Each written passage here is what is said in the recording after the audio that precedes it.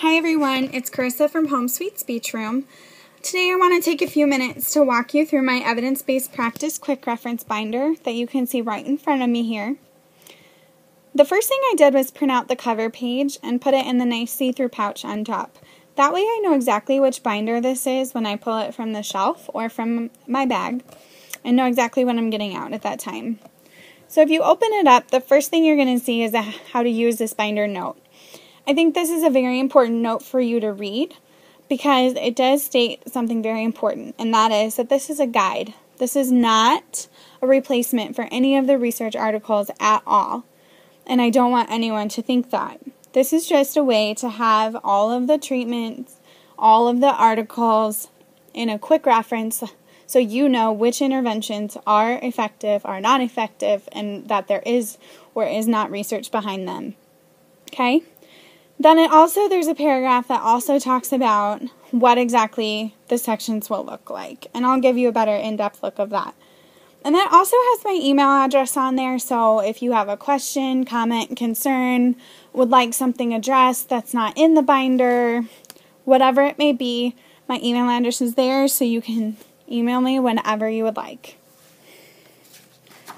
The next page is a table of contents. Basically just walking you through what's in the binder. You can see there are 3 parts there. Pretty self-explanatory. The first section is what is evidence-based practice, and that is exactly that. It talks to you about the 3 components of evidence-based practice and why each one is important and why it's important that we address it in our field and base our interventions on it. The next page is how to implement it, how to ask questions to get at evidence for what you need for your population, for your intervention, whatever it may be. The next page is an overview of assessment and management of the school-age population. It's exactly what it sounds like.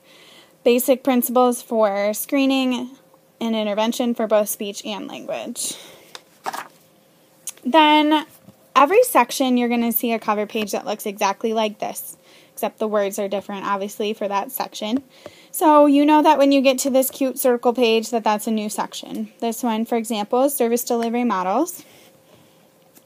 And then if you flip to the next page, in every section there's going to be pages or a page with this cute bunting at the top, and that's an introductory page more or less.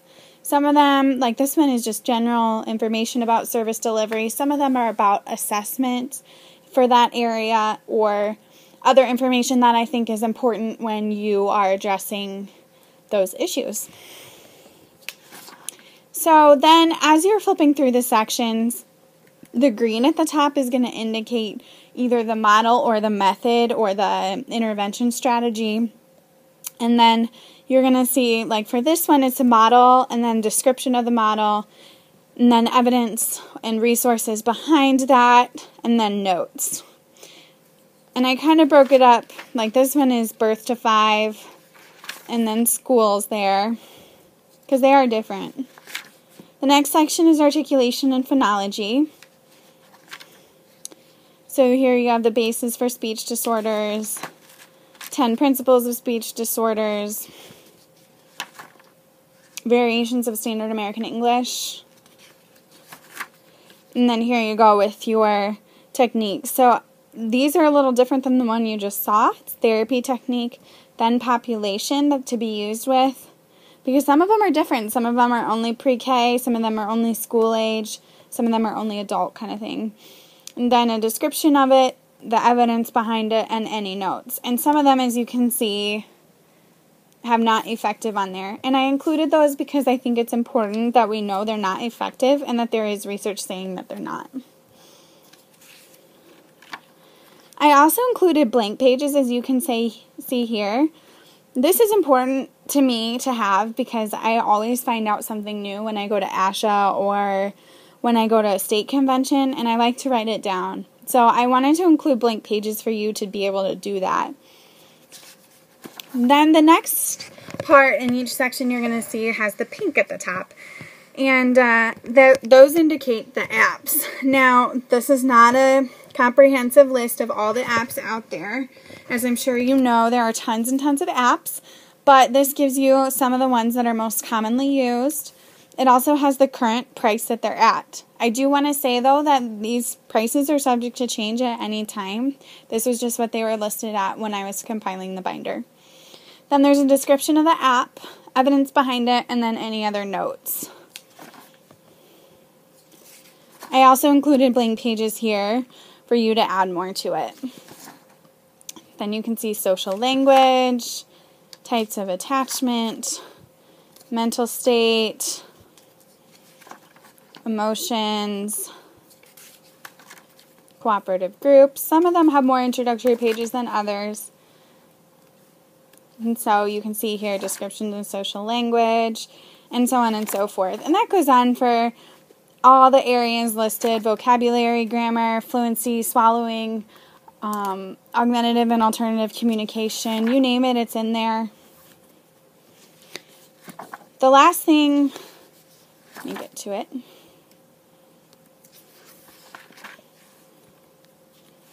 The last thing that I added, because the reader requested it, which thank you, reader, it was a great idea, was the full list of references. So here's the reference cover page.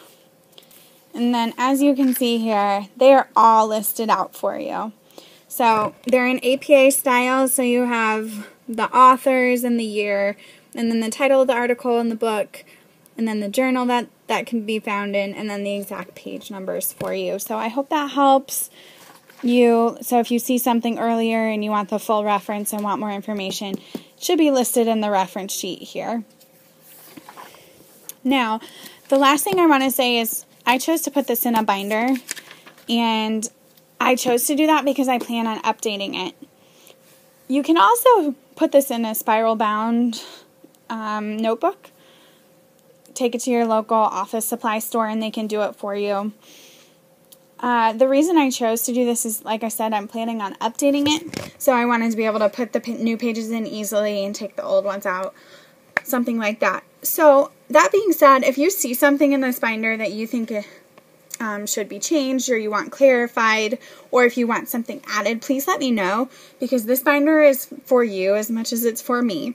So if there's something you want to see added, please let me know, and don't hesitate to contact me at all. I'm more than willing to add it. Okay?